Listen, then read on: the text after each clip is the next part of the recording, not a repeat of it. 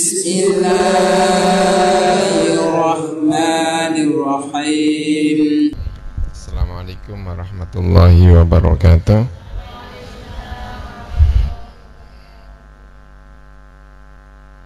Alhamdulillahirabbil alamin wassalatu wassalamu ala asyrafil anbiya'i wal mursalin sayyidina wa maulana Muhammadin wa ala alihi wa sahbihi ajma'in, amma ba'du. Sebelumnya terima kasih atas undangan di siang hari ini. Mohon maaf agak kelupaan, saya kira besok ya, ternyata hari ini ya, mohon maaf.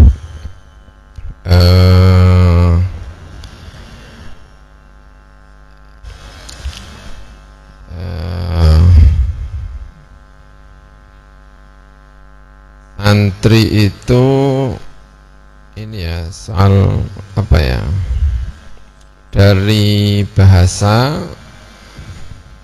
itu orang berselisih pendapat ya, santri itu dari mana.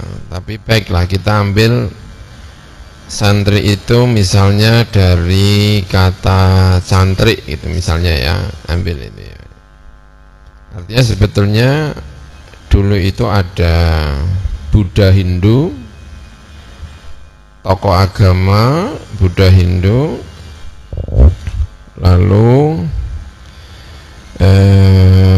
ada murid-muridnya yang belajar bersama mereka, para tokoh-tokoh agama di Buddha Hindu di Jawa itu. Nah, kemudian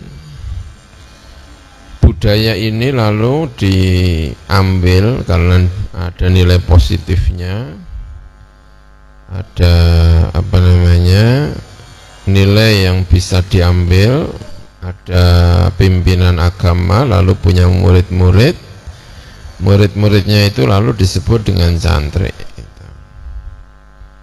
Nah, di sini kemudian agak diubah dikit, lalu namanya menjadi santri.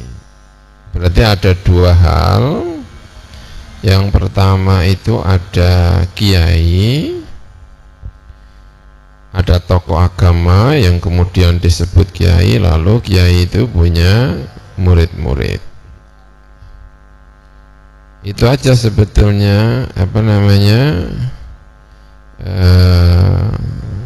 pedoman tentang santri itu.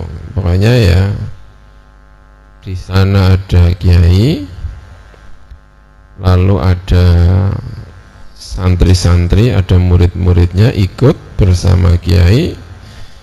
Ikut itu bukan berarti harus satu asrama ya, yang penting ikut. Maka hubungan antara kiai dengan muridnya inilah hubungan guru dengan murid ini, lalu disebut sebagai santri ya.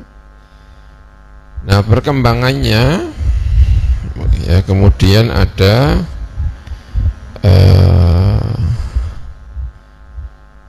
Sunan Ngampel ya. Sunan Ngampel itu menurut satu versi sejarah itu dulunya berdakwah melalui negara, karena Sunan Ngampel itu bagian dari kerajaan Majapahit. Jadi berdakwah melalui pemerintahan. Tapi tampaknya dakwah model seperti ini kurang banyak berhasil, pengikutnya tidak terlalu banyak. Lalu berubah strateginya, bahwa apa namanya, dakwah ini tampaknya akan lebih berhasil kalau melalui jalur-jalur pendidikan.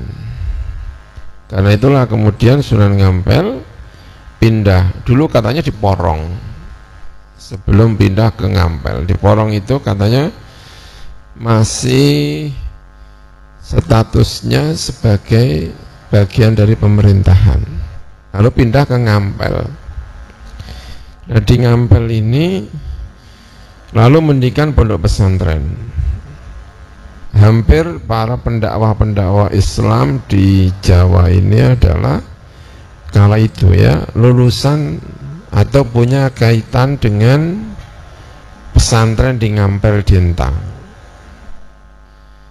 Nah dari sini kemudian ada citra bahwa yang namanya santri itu adalah identik dengan pesantren. Tapi sebetulnya itu kayaknya perkembangan ya, karena santri itu sendiri pada asal mulanya adalah muridnya kiai, tidak harus satu asrama.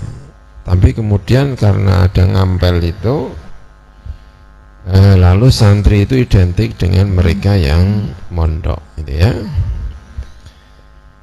Nah kemudian ada siapa? Sunan Kalijogo. Sunan Kalijogo ini muridnya Sunan Bonang. Sunan Bonang muridnya Sunan Ngampel. Artinya kalau itu disebut muridnya Sunan Ngampel itu sebenarnya tidak persis, tapi itu cucu murid. Karena Sunan Kalijogo itu muridnya Sunan Bonang. Sunan Bonang putra dari Sunan Ngampel, gitu ya. Nah, Sunan Kalijogo ini mengubah kembali citra santri itu tidak hanya di pondok pesantren, karena Sunan Bonang itu sunan yang pekerjaannya jalan-jalan. Banyak sekali peninggalan-peninggalan Sunan Kalijogo karena memang pekerjaannya itu walaupun rumahnya itu di Kadilangu di Demak, tempat di mana beliau disemayamkan dikebumikan, itu pekerjaannya itu jalan-jalan, berkeliling, berdakwah, melahirkan santri-santri. Jadi Sunan Kalijogo itu keliling-keliling mengislamkan sebegitu banyak pulau Jawa. Itu diantaranya yang paling punya pengaruh besar itu Sunan Kalijogo. Karena beliau itu melakukan perjalanan itu berkeliling itu tadi. Gitu ya. Tapi tentu Islam yang dikembangkan oleh Sunan Kalijogo, karena Sunan Kalijogo itu yang penting Islam dulu ya, yang penting Islam dulu lah, tapi tidak benar-benar menjiwai Islam seperti murid-muridnya Sunan Ngampel. Ya ini agak cerita aja ya. Kalau Sunan Ngampel murid-muridnya itu memang benar-benar pendakwah, memang benar-benar santri, benar-benar santri seperti yang dikenal sekarang ini. Nah kalau muridnya, saya menduga murid-muridnya Sunan Kalijogo itu banyak yang benar-benar santri ya, tapi juga banyak yang penting Islam lah gitu. Yang penting dia Islam. Tapi jasanya Sunan Kalijogo, Islam itu bisa dipeluk mayoritas Pulau Jawa. Maka ada istilah Islam pedalaman yang ada di sana itu, ada istilah Islam yang ada di pesisir. Kalau pesisir ini memang murid-muridnya banyak, murid-muridnya Sunan Ngampel itu tadi, sehingga Islamnya itu kuat sekali. Tapi kalau Islam yang ada di pedalaman ini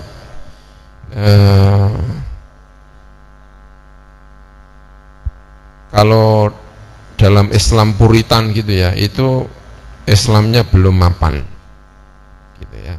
Nah ini yang kemudian ya, tahun 1960-an, karena ada antropolog dari Amerika yang meneliti Islam di Indonesia dan di Maroko, Clifford Grit ya namanya, yang sangat terkenal. Itu kemudian melakukan penelitian dan menghasilkan 3 kelompok orang Jawa, yaitu santri, priyayi, lalu abangan, tahun 1960-an ya. Jadi ada santri, ada priyayi, ada abangan.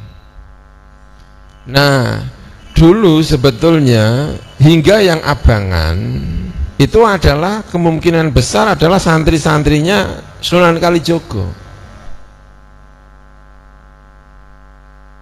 Hingga yang abangan saya menduga itu sebetulnya ya santri, tapi santri yang secara Islam ini tidak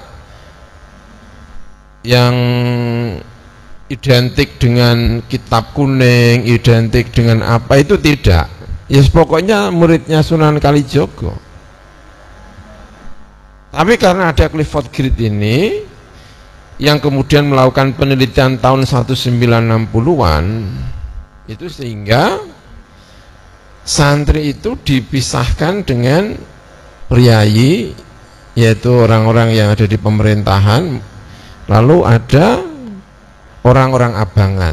Yang tadi saya sampaikan sebetulnya yang abangan pun itu menurut dugaan saya itu sebetulnya juga santri, tapi santrinya masih sedikit-sedikit karena gerakannya siapa? Sunan Kalijogo yang kemudian membawa Islam ini sampai ke bawah, dipeluk tanpa memperhatikan dalam tanda kutip kualitas keislaman yang bisa misalnya disebut misalnya 90%, 100% seperti dulu yang dilakukan oleh Sunan Ngampel. Tetapi akibatnya itu sangat positif, Islam kemudian menjadi mayoritas gitu loh ya. Nah, jadi sebetulnya kalau kita tanya santri itu apakah harus ada di pondok pesantren, ya tergantung kita ini memotretnya dari mana ya. Nah, kemudian ketika Indonesia itu merdeka, lalu Kemenak di Indonesia itu ada namanya Kementerian Agama, ada Menteri Agamanya, lalu namanya Menteri Agama itu ada Direktorat Pesantren, ada yang namanya Direktorat Pesantren. Nah, terus apa yang disebut dengan pesantren? Yang santrinya kemudian disebut dengan apa? Santri. Nah, ini malah lebih mengecil lagi karena urusannya pemerintahan, urusannya misalnya bantuan, urusannya apa yang disebut dengan pendidikan pesantren. Nah, ini malah mengerucut lagi apa yang disebut dengan pesantren, kemudian membuat satu kriteria yang namanya pesantren itu, satu ada kiainya, dua ada santrinya. Nah, di sini mulai mengecil kembali ya, ada santrinya, lalu ada masjidnya, ada asramanya, ada kitab kuningnya. Dulu tidak begitu. Muridnya Sunan Kalijogo yang abangan itu juga sebetulnya bisa disebut sebagai apa? Santri. Muridnya Sunan Ngampel bisa disebut juga santri. Nah, apalagi yang kemudian belakangan ini ketika di Kementerian Agama itu kemudian yang disebut pesantren dan santri itu ada rukunnya itu tadi. Ada asramanya, ada pondok pesantrennya itu ya, ada asramanya, ada masjidnya, ada kiainya, ada muridnya, ada kitab kuningnya. Ini yang disebut dengan pesantren, ini yang disebut dengan santri. Nah, orang kadang-kadang menyebut santri itu pada level ini, tapi sebetulnya kalau kita melebut apa namanya, yang lebih dulu itu ya lebih umum. Atau kalau kita menyebut Clifford tadi itu nanti akan dibedakan mana yang abangan, padahal abangan dulu itu tadi saya sampaikan, dugaan saya itu juga sebetulnya santrinya Sunan Kalijogo. Jadi sebetulnya agak ruwet soal santri ini siapa yang disebut Santiara. Kemudian ini diperingati, apalagi sampai tumpang tindih. Kemudian tahun 2015 ya, 2015 diperingati Hari Santri. Ini yang perkembangan terakhir. Hari Santri ini apa ini maksud dari santri ini? Ya pokoknya santri pendidikan agama, lalu ditetapkan tanggal 22 Oktober 1945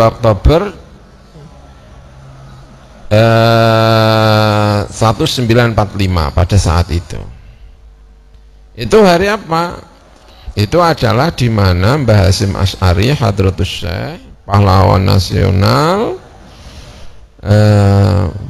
melakukan menyampaikan resolusi jihad untuk melawan Belanda, untuk melawan Inggris yang turun di Surabaya untuk merebut Indonesia kembali dari tangan Jepang.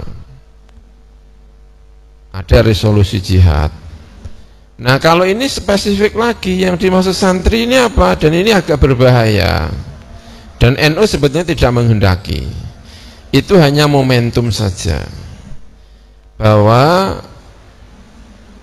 untuk menghormati para santri. Santri di situ siapa? Makanya hari santri itu jadi identik dengan Nahdlatul Ulama, karena yang melakukan gerakan jihad itu memang santri-santrinya Mbah Hasyim Asy'ari Nahdlatul Ulama. Dan hari yang digunakan sebagai memperingati santri itu ya hari tanggal 22 ini. Makanya ini malah mengerucut lagi, makanya banyak yang kemudian tidak setuju, seperti kalau tidak salah Muhammadiyah atau apa mungkin kurang setuju dengan itu, karena makanya NU sendiri juga tidak menghendaki itu. Sebetulnya memang benar itu harus diperingati, tapi tidak bermaksud mengatakan santri itu khusus ini, karena hari santri itu kemudian identik dengan Nahdlatul Ulama, karena yang diperingati resolusi jihad melawan Inggris dan melawan Belanda ketika mau merebut kembali Indonesia dari dianggapnya ini jajahan Jepang, belum merdeka, masih miliknya Jepang. Jepang kalah, maka berarti kalah dengan sekutu pimpinannya adalah Inggris. Indonesia harus kembali lagi ke Inggris, datang ke Surabaya. Mbah Hasyim Asy'ari tidak setuju, mengeluarkan resolusi jihad, sehingga kemudian terjadilah perang yang luar biasa, banyak santri yang ini. Nah kalau santri dalam ini memang agak identik dengan Nahdlatul Ulama, tetapi tentu kita sebenarnya tidak kepingin mengatakan itu. Santri sebetulnya tergantung santrinya siapa. Dia bisa santrinya Sunan Ngampel, tapi dia juga bisa santrinya Sunan Kalijogo. Ya, tentu kalau melihat sejarahnya ya, dari sudut dulu ketika Sunan Ngampel ya, dari sudut Sunan Kalijogo ya, pendidikan keagamaan, lalu di sana ada kiainya, muridnya kiai, ya itu berarti ya sudah bagian dari santri. Tentu saja ya kita sah-sah saja menyebut itu sebagai santri dengan kriteria seperti tadi itu. Siapa namanya, Sunan Kalijogo yang pekerjaannya jalan-jalan lalu mendakwahkan, mengajak orang masuk Islam, dan perasaan orang-orang yang didakwah itu meski mereka tidak hidup di pesantren tetap merasa bahwa dirinya adalah santri dari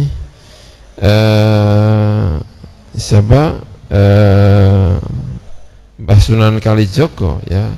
Kemudian ya, ketika ada resolusi jihad 22 Oktober 1945, yang mati itu luar biasa banyak sekali.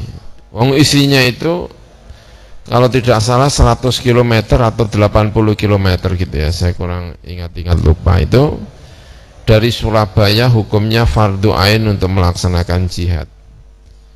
Nah, siapapun yang ikut jihad meski tidak pernah mengaji di pesantren, yang penting merasa menjadi muridnya Mbah Hasyim Asy'ari, terpanggil dengan resolusi jihad itu, yaitu dianggap sebagai santrinya Mbah Hasyim, tidak harus pernah mondok. Arek-arek Surabaya ada Bung Tomo, itu juga saya kira Bung Tomo itu juga tidak pernah ngaji secara khusus di pondok pesantrennya Mbah Hasyim Asy'ari. Yang wafat, yang datang dari jauh-jauh lalu ikut jihad, banyak yang mati, dihukumi mati syahid, tidak perlu disolati, tidak perlu ketemu membela NKRI, membela negeri ini. Itu juga banyak yang sebetulnya itu bukan apa namanya, anak-anak atau orang-orang yang pernah dididik secara khusus di pesantren, tetapi mereka punya kepedulian terhadap negeri ini, lalu percaya dengan fatwa yang dikeluarkan oleh Mbah Hasyim Asy'ari. Mereka semuanya dianggap sebagai murid Mbah Hasyim Asy'ari, dikenang sebagai hari santri, ya mereka semua itu masuk di hari santri ya. Ada ungkapan seperti ini ya. Ada, saya punya kenalan namanya Dr. Usama, orang Jordania. Dulu saya pernah ke Jordania beberapa hari, lalu bertemu dengan Dr. Usama. Dia salah satu ucapannya menyampaikan itu begini: lam yakun umruka kulluhu rabi'an. Kata dia itu begitu ya, umurmu itu tidak selamanya musim semi. Kalau di sini mungkin kurang begitu merasakan yang namanya robi, musim semi ya. Kalau kita di daerah-daerah dingin seperti di Jordania, kita di Mesir itu musim robi itu menyenangkan sekali. Musim robi itu sekitar bulan Maret, April ya, itu musim-musim robi kalau tidak salah, sekitar bulan itu. Hilangnya musim dingin. Musim dingin hilang, lalu musim robi. Musim robi itu ditandai dengan bunga-bunga. Kalau kita hidup di Mesir itu, kalau musim robi itu pinggir-pinggir jalan itu dihiasi bunga-bunga gitu, karena sedang apa namanya, tumbuh-tumbuhan itu sedang subur-suburnya, itu musim robi. Kalau musim dingin, Desember, Januari, lalu masuk Februari, musim-musim dingin itu, pohon-pohon itu daunnya itu rontok semuanya. Itu rontok semuanya. Itu kalau musim dingin itu tanaman itu kayak gitu semuanya. Bunga-bunga pada mati semuanya, pada enggak ada yang. Tapi kalau musim semi, musim robi itu mekar semuanya. Kota itu banyak apa namanya, bunga-bunga, menyenangkan sekali kalau musim robi itu. Udaranya juga enak. Nah, kita itu harus ngerti bahwa umur kita itu tidak selamanya robi. Umur kita itu kadang-kadang musim semi, kadang-kadang musim dingin ya, kadang-kadang musim gugur, kadang-kadang musim panas. Lalu datang umur kita juga begitu. Hidup kita itu tidak selamanya robi. Hidup kita itu ya naik turun gitu. Nah, Tapi kita ini harus yakin bahwa suatu saat akan robik kembali. Jangan sampai mati gara-gara musim dingin. Jangan-jangan mati hanya karena musim gugur gitu ya. Makanya ada tulisan bagus sekali. Lam yakun umruka kulluhu rabi'an. Kamu tidak selamanya hidup dalam musim semi. Suatu saat kamu akan hidup di musim dingin, kamu hidup di musim rontok, musim gugur, tapi jalani saja. Kamu optimis, kamu yakin bahwa suatu saat akan datang robik. Suatu saat kemudian musim gugur lagi, jangan pasrah, jangan putus asa. Jangan kemudian loyo enggak tahu apa yang dikerjakan. Enggak. Suatu saat akan datang robik kembali. Saya senang dengan itu dan kita semuanya mengalami itu. Nah, santri itu kita berharap kira-kira seperti itu. Ini saatnya mungkin musim dingin ya. Loyo semuanya, tapi tetap saja kita berjalan, jangan berhenti gitu ya. Berjalan saja, pokoknya berjalan. Nanti ada satu etape hidup di mana kamu akan sampai kepada musim robi, kamu berbunga kembali, seger kembali, hebat kembali.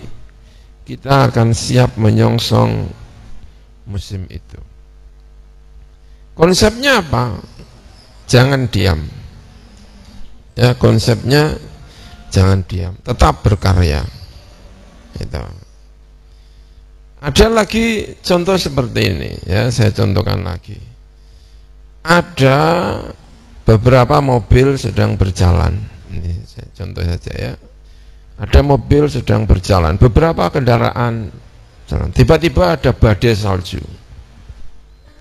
Ada badai salju. Nah, santri itu ada satu mobil, dua mobil yang terus berjalan, meski pelan, tapi pokoknya tetap jalan saja. Banyak yang mobil itu berhenti, sampai rusak, sampai apa nggak tahu. Tapi ada satu dua mobil yang terus saja berjalan. Ada yang bertanya, kenapa kamu terus berjalan? Kamu minggir saja, berhenti, menunggu badai berlalu. Enggak, saya akan tetap berjalan meski pelan. Saya yakin di kejauhan sana ada etape di mana salju telah berlalu.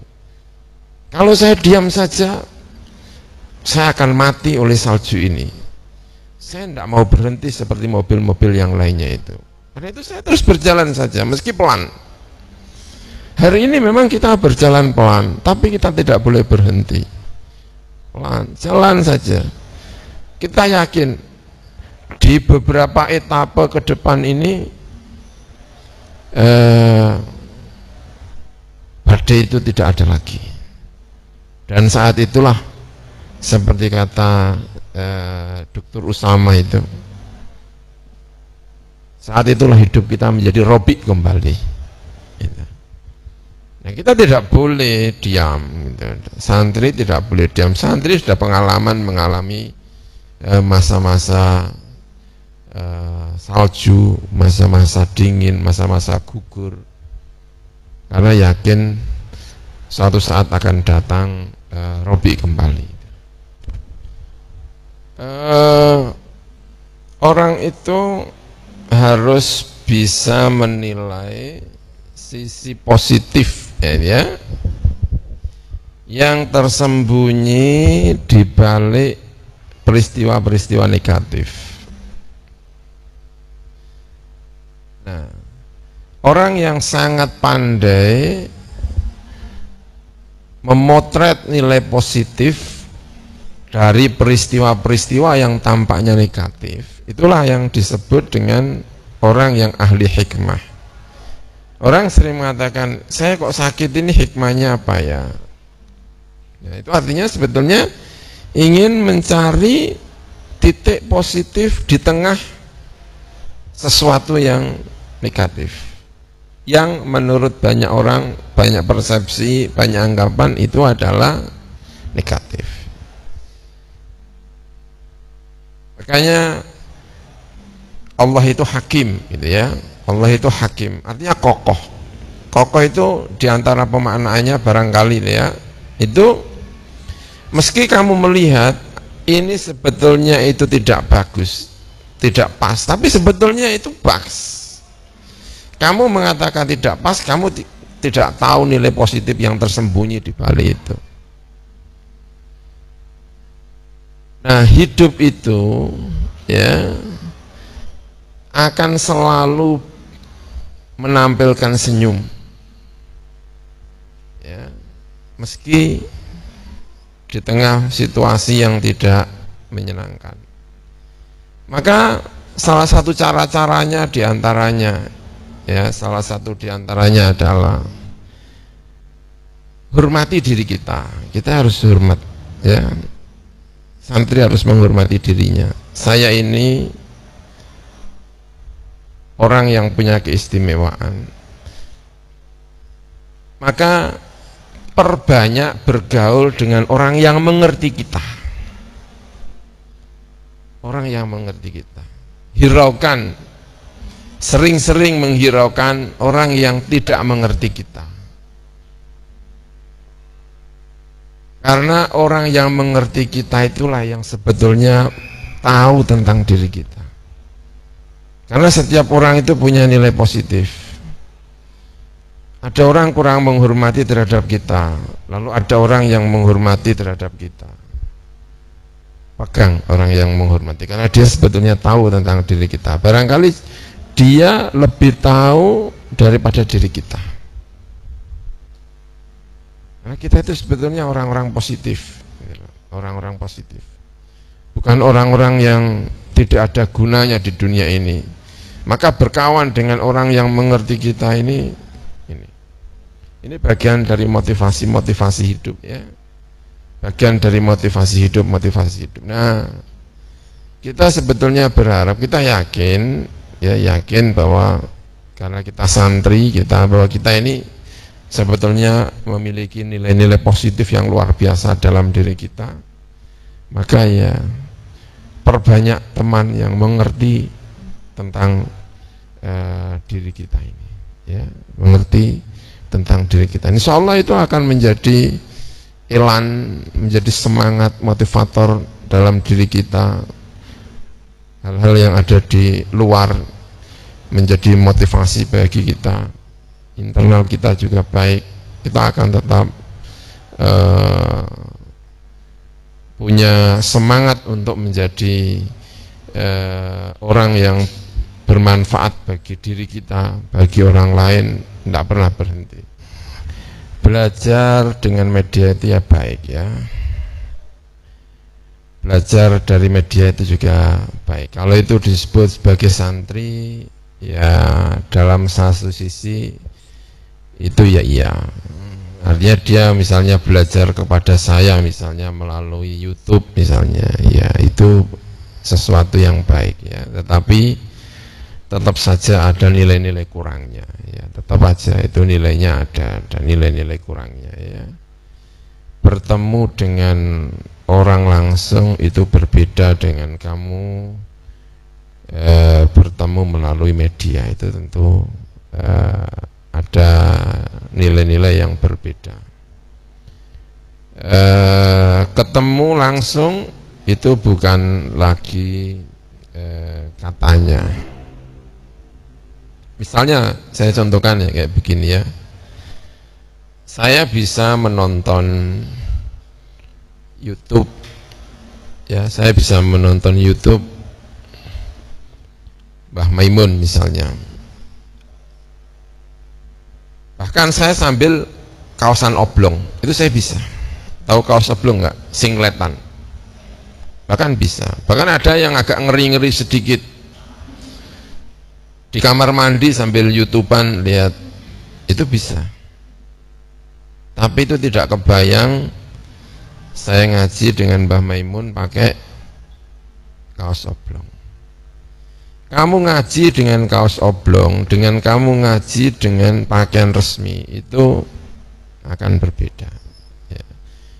Tentu itu bukan berarti melarang belajar melalui media, itu salah satu cara kita berdakwah ya. Tapi kalau disuruh memilih, kalau disuruh ditanya mana yang pengaruhnya lebih tinggi, ya tentu berbeda ya. Kamu tidak akan bisa ngaji tadi itu saya gambarkan singletan ketika kamu berhadapan langsung. Jangankan sama Mbah Maimun, kamu ngaji sama saya aja nggak berani singletan. Tapi saya yakin kamu bisa melakukan itu ketika kamu memutar YouTube, memutar itu ya. Bahkan mungkin sambil mengerjakan yang kurang baik-baik ini ya. Nah, salah satu keistimewaan santri itu kan karena ya, santri itu tidak hanya mentransfer pengetahuan, knowledge ya, tapi juga mentransfer orangnya, spirit orangnya. Tidak hanya mentransfer ilmunya, tetapi spirit yang mengucapkannya itu. Merasa hidup bersama, nah itu yang kadang-kadang absen ketika kita belajar melalui media-media sosial ya, apalagi belajar melalui media sosial tanpa dibarengi dengan pengetahuan yang cukup sehingga bisa dipengaruhi oleh banyak hal di mana sebetulnya dia kurang mapan di dalam bidang tersebut sehingga dia sendiri kurang mengerti mana yang sebetulnya pas dan mana yang tidak pas. Ini tadi ya saya sampaikan, kita ini harus bangga dengan diri kita ya, bangga.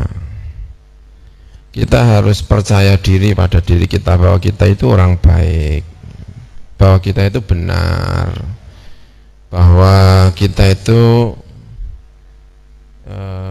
di jalan yang lurus ya. Kita harus percaya itulah kita itu ya, cinta terhadap diri sendiri gitu. Okay. Nah sekarang ketika kita sudah percaya dengan diri kita ya, kita bisa berkontribusi dimanapun, kita bisa melakukan pengaruh-pengaruh positif dimanapun. Itu harapannya itu seperti itu. Saya contohkan ya, begini saya contohkan ya. Ketika ada orang tidak baik lalu bergaul dengan orang baik, dia itu takut enggak ya dipengaruhi dengan orang baik itu?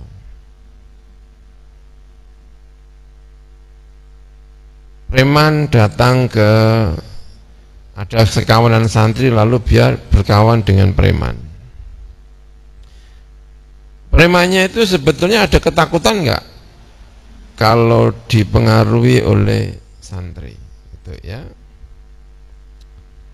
Seringkali mereka tidak takut dipengaruhi, bahkan perasaannya nanti pasti dia yang ikut saya pengaruhi gitu. Berarti itu artinya premannya itu pede, preman yang pede itu. Nah ketika ada preman yang pede seperti ini, aneh sekali. Ada preman sepede itu kok santrinya tidak pede, itu kan aneh ya. Kenapa? Apa yang menjadikan ini? Akibatnya karena kita ini selalu ditakut-takuti, selalu di ini, itu akibatnya justru yang punya kepedean itu ini anak pang. Kenapa sih anak pang itu begitu masifnya? Karena mereka pede. Menjadi anak pang itu pede. Dia bisa merekrut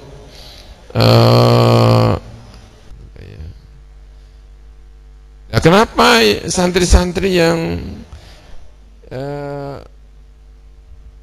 sudah pada tingkatan-tingkatan yang sudah cukup dewasa sebagai santri, kenapa masih saja punya rasa takut, dipengaruhi, tidak pede menjadi santri? Ini.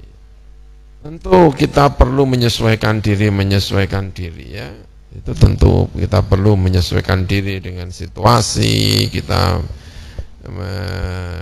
menyesuaikan sepanjang itu tidak bertentangan dengan hal-hal yang kaitannya dengan syariah. Gini ya, saya gambarkan ini ya, apa sih yang dimaksud dengan pembaharuan? Ya, mungkin biar mengerti letak persoalannya ada di mana.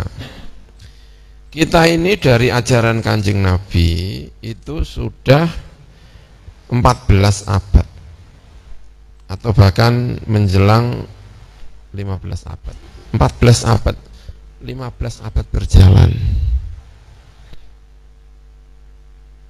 Itu kalau dihitung kali sungai ya, kalau itu kita hitungnya pakai sungai ya, itu panjang sekali. Wong 15 abad panjang sekali. Mungkin kalau sungai ujungnya itu sekarang itu berada di sarang,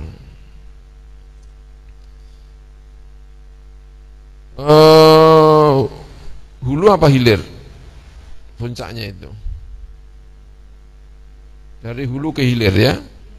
Hulunya itu mungkin ada di Amerika, kita ini dapat hilirnya karena sudah 1400. Kebayang kan kalau ada air mengalir dari Amerika lalu sampai ke sarang, airnya kayak apa kira-kira? Kan sudah keruh ya kan. Ada orang yang keruh itu ya bisa dimengerti. Kenapa kok bisa keruh? Ya jalannya jauh ya, dari mata air yang di Amerika sana sampai ke sini, mungkin sampai Malaysianya ada yang ngeruhin, sampai mana lagi ya, dari Vietnamnya ada yang buang kotoran, sehingga sampai kita itu dalam keadaan keruh gitu ya. Baik. Ada orang yang pengen cari jalan pintas tapi menjadi aneh. Saya tidak mau hidup di Indonesia. Kenapa? Karena sungainya pasti keruh. Saya mending lompat aja dah ke Amerika. Dia tidak mau hidup di sini, dia langsung lompat ke Amerika. Wah, airnya jernih sekali. Karena dia hidup berada di sana. Tapi dia sebetulnya tidak hidup di alam ini, karena alamnya itu ya di sini ini. Dia itu lompat ke sana. Saya nggak membayangkan orang lompat ke sana itu. Wong sekarang itu memang airnya ada di sini, orangnya di sini, kok dia lompat? Orangnya pasti aneh. Tapi ada orang yang sabar, dan itu tugas kita. Saya lebih senang yang seperti ini. Kita itu yang sabar sajalah, sabar. Caranya gimana? Kita tetap ada di sini. Harus ada di sini karena memang kita hidup di sini, bukan di Amerika. Kita itu hidup di hilir ini. Hidup yang ada di sana itu hidupnya Sayyidina Abu Bakar sana. Kita itu hidup di sini. Caranya seperti apa? Mari kita bersihkan air ini dari ujung sana sampai ke sini. Kita cari yang murni-murni sehingga sampai di sini tetap airnya di tengah keruh-keruh itu kita tetap bisa mengambil yang bersih. Kita suling airnya itu. Tapi kita tetap berada di sini sehingga kita hidup itu sesuai. Ada orang yang nggak mau gitu, pengennya langsung ke sana, nggak mungkin dia sesuai. Mungkin dia soleh, mungkin dia menjadi orang yang soleh, tapi dia tidak hidup di zamannya. Dia Ya kalau disebut orang soleh ya mungkin saja soleh itu, tapi aneh, dia bisa merusak orang yang ada di sini. Nah, kita sebaiknya tetap aja di sini, tetap aja di sini, sehingga kita bisa menyesuaikan hidupnya yang ada di sini, ya. Orang kalau ke sana, wah, itu tidak lagi bisa sesuai gitu. Nah, makanya hidup di ini itu agak repot karena menyaring air yang kepingin menjadi itu, kita suling, kita pakai alat apa sehingga kita bisa mendapatkan kejernihan hari Nabi, pelajaran-pelajaran disampaikan Nabi kita, tapi kita tetap berada di sini, bukan di sana, karena kodrat kita memang di sini. Ya, jadi perlu penyesuaian itu tadi. Baik ya, kita ini mayoritas ya, kita ini mayoritas. Orang tidak bisa maju sendiri, itu tidak bisa. Kita itu hanya bisa maju kalau di sekeliling kita itu juga maju. Kita itu bisa sehat kalau di sekeliling kita juga sehat. Makanya salah satu filsafatnya kan itu. Maka yang lainnya pasti akan sehat, karena yang lainnya itu hidup di lingkungan yang sehat. Jadi untuk sehat itu kita harus hidup di tengah orang-orang yang sehat. Indonesia itu mayoritas adalah Muslim, ya. Mayoritas adalah Muslim. Muslim itu bagaimanapun ada yang muridnya Sunan Ngampel, ada yang muridnya Sunan Kalijogo, ada yang muridnya macam-macam, ada yang santri secara umum, lalu ada santri yang secara khusus yang memang bergelut di bidang pendidikan agama, mengerti soal agama. Nah, yang khusus ini diharapkan mempengaruhi yang lain ini. Nah, ini bisa sehat. Indonesia itu bisa sehat itu kalau mayoritasnya sehat. Nah, kita kalau merasa menjadi santri yang khusus itu harus mempengaruhi kelompok-kelompok lain yang umum ini. Ini kalau sehat, ya semuanya akan sehat. Indonesia, makanya sering sampaikan, Indonesia itu nggak akan sehat kalau santrinya itu tidak sehat. Kenapa? Karena ya mayoritasnya ya ini, mayoritasnya itu di sini. Indonesia itu bisa diukur dengan diri kita sebetulnya, ya, bisa diukur dengan diri kita. Makanya NU itu hanya bisa maju kalau Muhammadiyahnya juga maju, kalau Persisnya juga maju. Sebaliknya, Muhammadiyah hanya bisa maju kalau NU-nya juga maju, kalau Persisnya juga maju. Makanya tidak boleh egois di dalam hal seperti ini. Tidak mungkin NU maju sendiri, nggak mungkin. Selamanya tidak mungkin. Karena yang namanya maju itu tidak bisa sendirian. Kita misalnya punya kor kebersihan terhadap sampah, kita nggak akan bisa hidup bebas sampah kalau itu hanya ditangani oleh Al Anwar 3. Tidak akan bisa kalau kita tidak bisa mempengaruhi masyarakat di sekeliling kita. Itu nggak bisa. Kita hidup di sendirian. Kita ingin punya pendidikan yang baik, nggak akan bisa kalau ajaran kebaikan ini hanya kita saja yang memiliki. Itu harus disebarkan ke seluruh kelompok. Ayo seperti ini. Nggak ada bangsa yang maju hanya sekeliling itu, nggak ada. Kalau bangsa itu maju berarti memang mayoritasnya maju. Kalau bangsa itu sehat, itu berarti mayoritasnya adalah sehat. Tadi itu loh, ya. Itu akan sehat dengan sendirinya.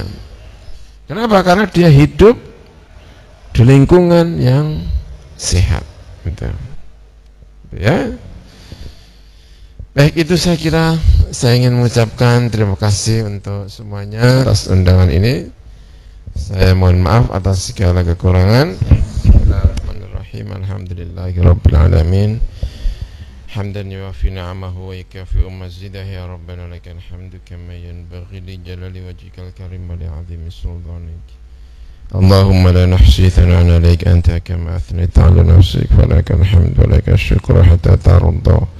Allahumma salli wa sallim wa barik ala sayyidina Muhammad wa ala alihi washabbihi wa zidna ilma warzuqna fahma. Allahumma inna nas'aluka ya Allah an taftaha alaina futuhal arifin. Allahumma waffiqna waffiq al-muslimin linajahihim wa linajahina jami'an. Allahumma kashif al-ghammi mufarrij al-hammi mujib da'watil mutarrin idza da'awt. رحمن الدنيا والآخرة ورحمهما يرحمنا في حاجاتنا بقضائها ونجاحها رحمة تغنينا بعمل سواك. ربنا هب لنا من أزواجنا وذرياتنا قرة أعين واجعلنا للمتقين إماما. ربنا آتنا في الدنيا حسنة وفي الآخرة حسنة وقنا عذاب النار. صلى الله على سيدنا محمد وعلى آله وصحبه وبارك وسلم. الحمد لله رب العالمين. بسر الفاتحة. بسم الله الرحمن الرحيم.